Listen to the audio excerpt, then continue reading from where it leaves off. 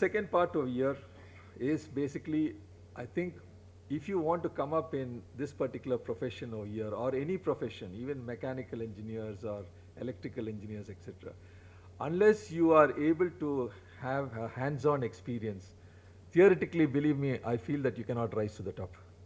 Because if you want to really come to the top over here and you want to supervise something which you have not done, it's extremely difficult over here. And I've seen the people who have spent more time on the field rising much faster to the top. As engineers over here, always there is a confusion over here whether you should have a blue collar job or a white collar job. You want to sit in the office or you want to go into the plant. But in most cases over here, the advantage is what you get when you go to the field is that you have a very good, let us say, idea of space. That is, what is the height, weight, length of a particular item. If you see, like, if you just draw a column over here in a paper, you just draw a column, but it may be 56 meters tall, it may be 20 meters wide. So if you see the actual parts, then you'll have a better idea of what you are going to design later on over here. In addition to this, there is also in a chemical plant, you have to have the basic part of the look, feel, and hear. Unless you go into a plant and unless you are able to look around, you can spot various things which could cause you trouble over here. If you sit in the office, you just cannot get this. You feel a particular bearing to see whether it is hot, or you hear some noise coming from a compressor which is not the normal noise over here. You know that some problem is there. So my advice is that you necessarily have to go to the plant or go to any field, or you work with your hands. Then definitely, you know, as a mechanical engineer, if you are not going to open a pump or open a turbine or take part in an annual turnaround over here, you really are not getting the total grips of what you learned over here and putting it into practice. So basically, this particular part is what I would like to give you an example. When we were in the fourth year, that time in IIT, we never had to go for doing industrial training. It was only optional. So I went to TISCO over here to do the industrial training. So they have an industrial school, and it's a 1 month program over here. I found, to my surprise, Mr. Ratan Tata at that time was you have to work over here with the khaki and khaki parts like what he used to do. He was going over here, and then on a cycle he was going there and working in each particular part from the bottom level over here. So then first I did not know who he was. So then my colleague told me that, okay, this is Ratan Tata over here. You know, all of you know who Ratan Tata is and what he has done for India today. But he has come up from that particular level because he wanted to know the nuts and bolts of the business. And this is what JRD Tata has instructed. This is not only the Tata family, I think quite a good number of families also are adopting this. They don't ask people. Some people, of course, you find they come directly from college getting onto the board. But the people who go down from the floor and understand what business they are in, they will not be able to run the business properly over here. So my advice to all of you is that very early in your career, please go through this phase. Because if you think that you will take it at a later part of it, it becomes difficult. So when you have to climb, let us say, 56 meters on a column, it's not a joke at all. So earlier you do it, earlier you get the experience, and with that experience you can bounce up much faster than if you don't have this experience. The next advice is with regard to the environment over here. So we need to really pay a lot of attention to environment. This is becoming a big issue today over here.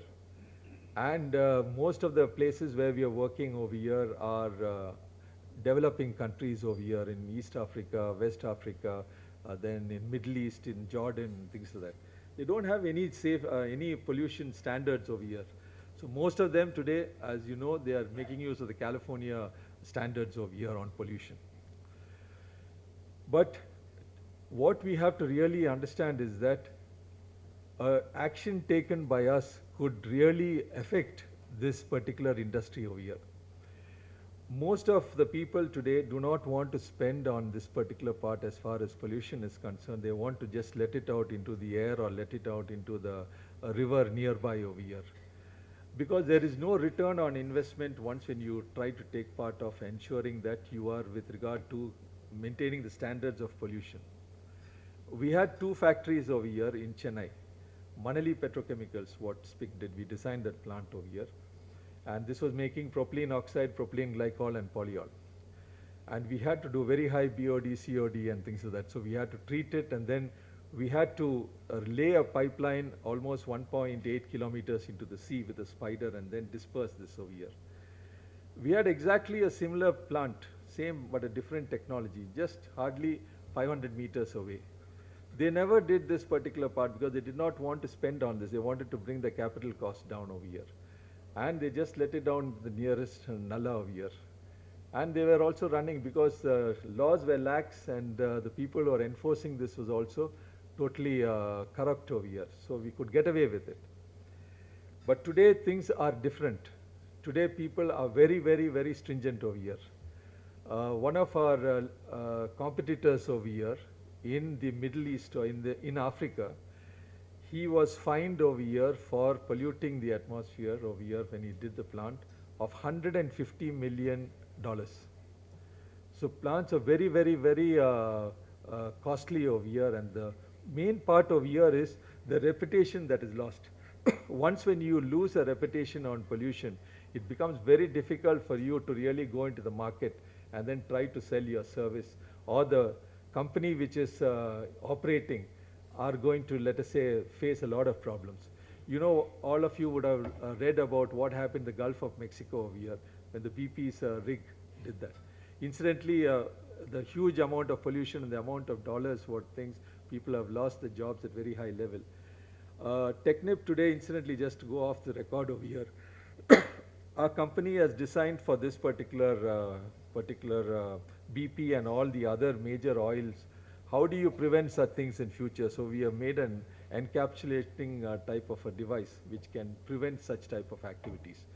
So the huge amount of investment is going on pollution over here. Areas like in Mozambique and in Africa, where there's a huge amount of oil and gas, if you want to take that oil and gas directly into the land and then treat it over here, you got to cross coral reefs over here. And today it becomes a huge problem over here because you cannot disturb this coral reef, which is just hardly from the coastline, maybe about roughly about 500 to 1 kilometer over here. So we have to use special techniques to see that we don't disturb this marine life and the corals over here to take these particular gases. So a lot of effort is being spent over here. So when you are either designing a plant or when you're operating a plant, be very careful over here because an action of yours could trigger off and the reputation of the company could go for a 6. So please be very careful when you are basically looking at it. We had a case over here with doing, let us say, an ethylene plant over here. Okay? An ethylene plant, what we did here as well as also we had the same problem in things. So I'll not take the example of what happened in India. I'll take what happened in Iran. In Iran, when we did this ethylene plant over here, the ethylene tank had to be cooled down over here. So the ethylene tank over here, the specifications over here from the cost point of view, they asked for a smoking flare. So the people said, no, you should go for a smokeless flare. So they thought, what is this? After all, things huge difference. Let us go for a smoking flare. Nothing will happen over here. The first time they were doing an ethylene plant over here. So when you see an ethylene plant over here, when you want to do it, it's minus 104 degrees. The ship comes in over here. And then you have to slowly cool down. Once you make the tank over here, a total integrity tank over here, a cup-in tank design, then you have to cool this tank very slowly over here. Otherwise, you will get cracks in the tank because of the thermal shocks. So you start cooling it with liquid nitrogen, and then finally when it comes to a certain parts, then you have to start spraying in small amounts of ethylene. And this gets dispersed into the flare because you have to flare it out over here. So in a smoking flare over here, this ethylene is not very combustible over here. So the huge black smoke all over the place. And the entire city was totally things. They had to divert aircrafts in Iran over here for this particular point of time. There's a huge commotion over here. So people have to learn that's a lesson over here when you go for a smoking flare or a smokeless flare over here. So this was what happens when you don't pay too much attention to an environment. Next advice is basically to looking at the cost. Today in any industry over here, the bottom line, everyone wants a profit, and they're trying to see that basically you are able to do what you want to build at the least cost over here. So once when you have a capital cost over here, it gets sunk for the entire life of the project over here, because the fixed costs you can't change, the variable cost you can change. So variable cost and fixed cost, then you can design what you are going to sell this particular product at. So just to give you an idea of the cost of a part of it, of a plant, the 60% of the cost of a plant is in terms of equipments and materials. 30% is on construction costs, civil, structure, erection, etc. And 10% is your services, design engineering, commissioning services, etc. So what we have to be very careful is, we have to really ensure, whichever side of the table you are, the owner's side or on the contractor's side, how do you reduce the cost, and what are the pitfalls what people normally make over here. Today on cost, basically over here, we have basically what is known as the margins over here. So today when you are designing over here, I find many of the engineers over here, chemical engineers specifically, they ask for, okay, let us, you design a plant for 100,000 tons.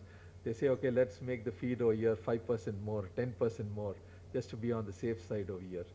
So which means that you are not designing a plant for 100,000 tons, you are designing a plant for 110,000 tons.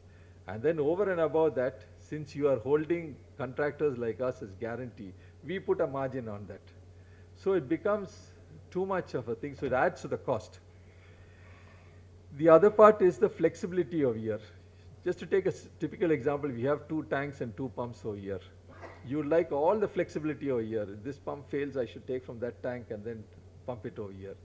But in practice, actually, if you see, when all this is done, you find that is hardly these flexibilities are ever used. Once in a blue moon it's used over here. But majority of thing, it is sunk cost over here. So do we really want to build plants of this nature? And coming down to redundancy, we find that the huge amount, especially on instrumentation over here, 4 times redundancy, 5 times redundancy. So this becomes very, very cost, because everything finally relates to a cost over here.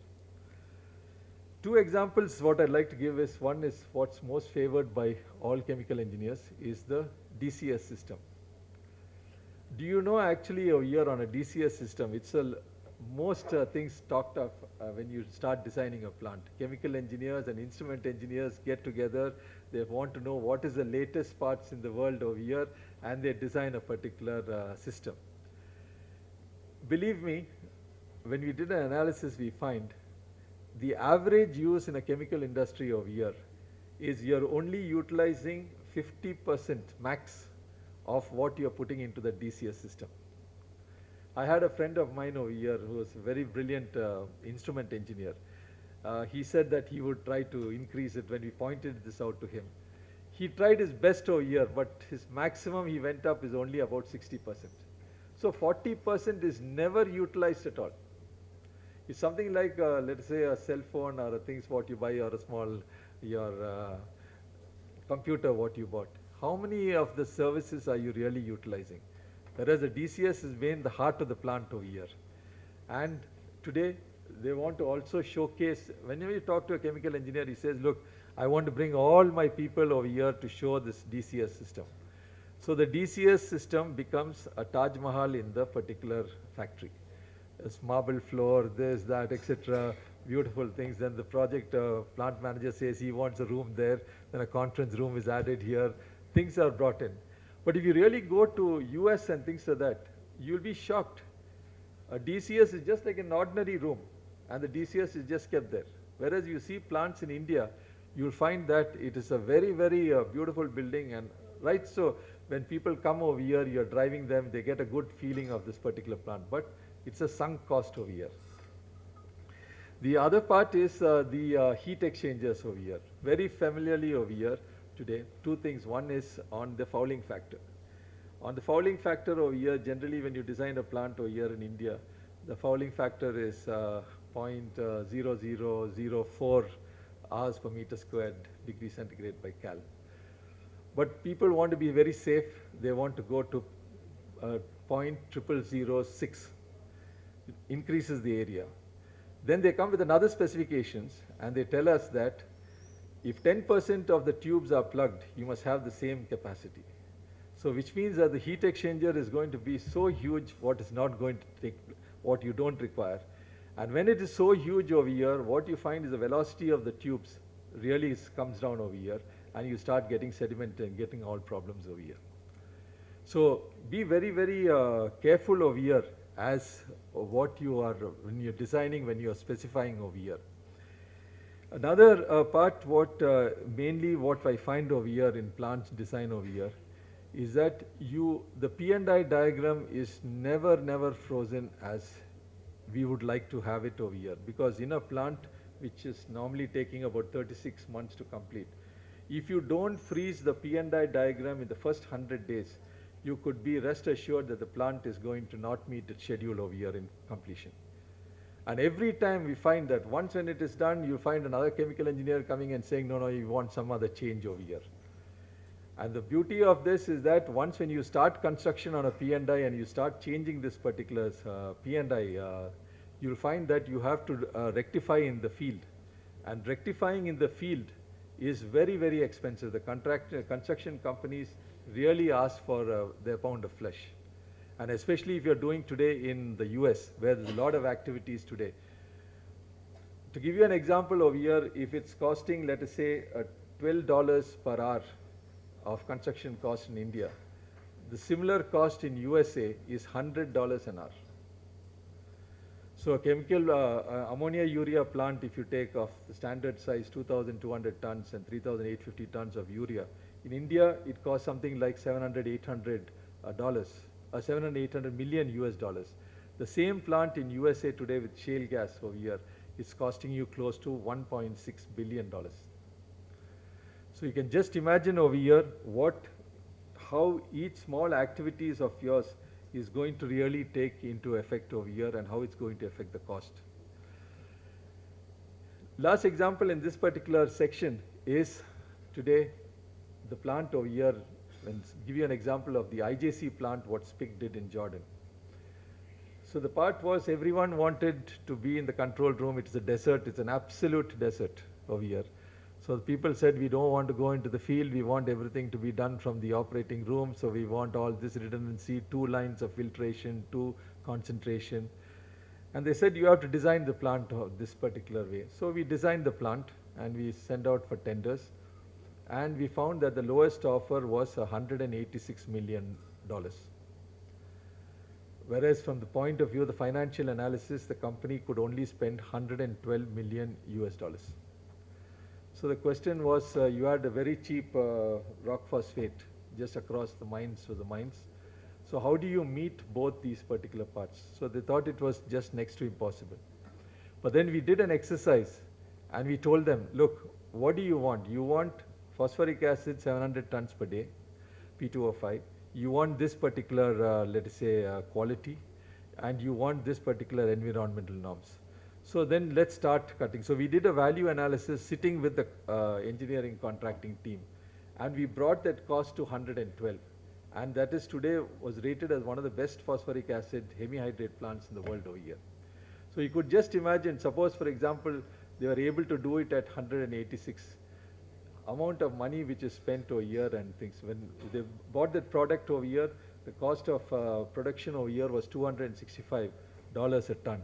The selling price when they did was close to 650. So they made a huge amount of money over here. So be very careful of learning how to build to cost. That is when you are the owner's side, and from the contractor's side when you want to do it as design to cost over here. So the last part of the things, my advice is, please get noticed early when you get into a plant or a job over here. Because when you join at the entry level, you are one among a million, just to put it across. So how do you get noticed over here? If all of you are basically on the technical front over here, there are so many people, and the jobs what you get when you enter in an industry is just basically the basic minimum jobs over here, lower end jobs over here. So how can you distinguish over here? You have specifications, you have rule books, you have to just do it, and you just have to do your work. So you need to get noticed. The moment you get noticed early, then I think you can definitely think, not noticed in a very derogatory way over here. You have to get noticed because most of the companies have a lot of other activities over here. And most of these activities, people, senior people are getting involved in these particular activities, either cultural or literary or things like that, out of office. And people start noticing you, and then you start getting up over here. And in this particular part also, another bit of advice in this section is never let opportunities go by. Opportunities don't come knocking on your door very often. And if they come over here, please grab it with both hands. I'll give you a typical example over here. In SPIC over here, my boss was the president of the Board of Control for Cricket in India, Dr. A.C. Muthaiah. So at that time, when the first World Cup came over here, he wanted to have a floodlight system in the stadium. And he was wondering what is to be done, so he called me. I was head of engineering in that time in SPIC over here and procurement. So he told me that, look, you be in charge of this, whatever is the budget, this is my budget, 5 crores, and you please get this done. So I was wondering what, I was not knowing head or tail of floodlit systems in the sporting arena over here. And I was wondering what to do, but it's an opportunity that came our way. I thought, okay, let's grab this and let's see what we can do over here.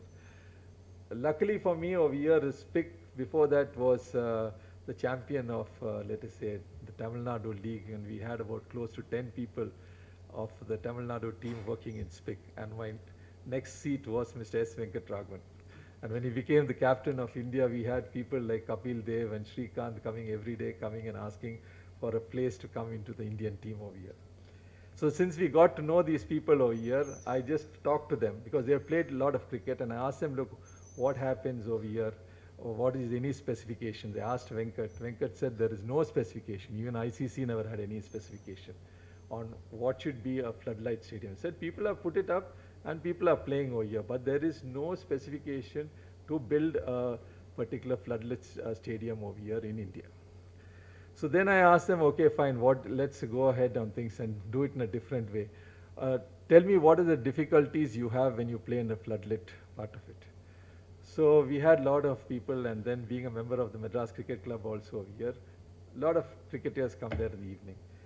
So then most of these international cricketers were telling me all the difficulties they had. They said today, for example, you play in the Premadasa Stadium over here. It is so closed, and the lights, the heat is too much over here, so you just can't play over here.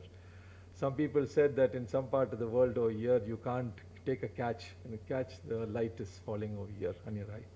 Like this, we started getting all these various parts over here, and we put together and we designed from scratch. And today, that particular part, it's got about 2,400 lux in the center of the pitch, and ending at close to about nearly 1,800 the boundary level. This has been rated as the best floodlit stadium over here. So today, based on this opportunity over here, you have suddenly over here, you find yourself from a mechanical engineer getting into the Board of Control for Cricket in India. And when the requirement came for the video screen over here, the first video screen, so I was deputed to the MCG in Australia to get the video screen from there and then transport it over here after necessary repairs over here.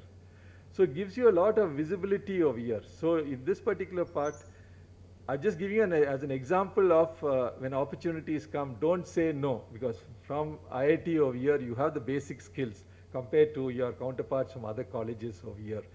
You have a particular level of competence over here. So you have to use it. You have to do now, I think a lot of networking is being done over here. So with your networking and your friends, you can definitely find a solution. If you put your heads down and you work as a team, definitely you could get, and then you could get all the accolades over here. So my last bit of advice is get noticed early and grab opportunities when they come your way. So ladies and gentlemen, then to conclude over here, what I would like to just give you the bit of advice and then be ready for questions. One is to get noticed early, then build to cost and design to cost. Pay a lot of attention to environment. It could hamper or ruin your career or your industry. And obtain hands-on experience sincerely. Please go ahead and ensure you know the keys and nuts and bolts of your business. And finally, always have safety as your number one priority. So thank you very much, ladies and gentlemen.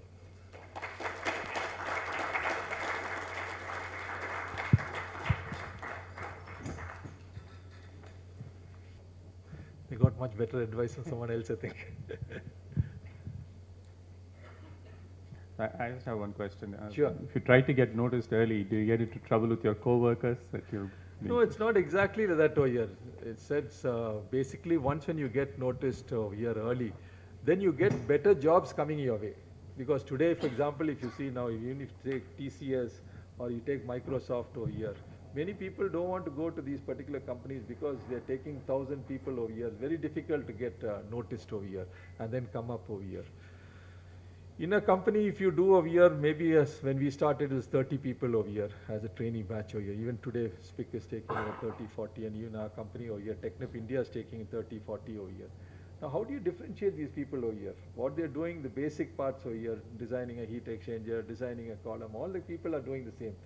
But if someone stands out over here, either by basically dressing, even dressing is pretty important.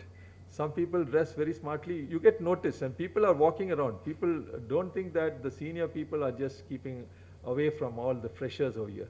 They're from a distance, they're looking what's happening and they try to see. If someone is smart over here, they go and ask the boss over here, look, how does the chef, does he work well? I think so the next job when it comes over here, they pick up this person.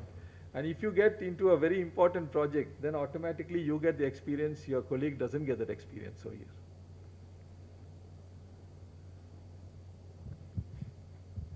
Would you recommend we study first and then obtain hands-on experience or the other way around? No, you have to understand the basics of engineering. No? So it is absolutely necessary that you got to go through the mill in a college over here. And then you got to go and then get, for example, now if you go to a plant over here, it's better to take a field job rather than a desk job over here, doing some project planning and things that doesn't make sense over here. Similarly, even in our company over here, where it's a pure design and engineering company over here, many people today are reluctant to go to a field while they're doing, to go to commission a plant. Because the moment you start commissioning a plant, you know exactly the problems over here, what you face. You can't get that experience if you're sitting in the desk over here and just drawing and just designing and things like that.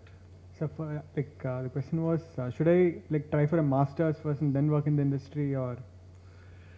To be frank over here in India, I would not recommend a master's program if you want to do in India over here. Abroad. In abroad over here, definitely in abroad over here, if you see the difference between a master's program here and in US, I personally feel from the universities I've seen, because my son is in the university, he went to university there. At that time, he went in 2000, he went to Berkeley.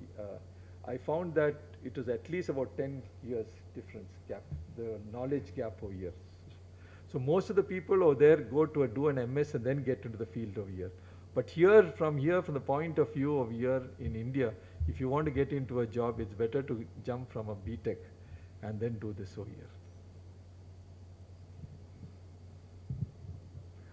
There are no more questions. Let's thank Mr. Shankar again. Thank you. And we have a small memento. Can I ask Mr. Gopal, your batchmate, to?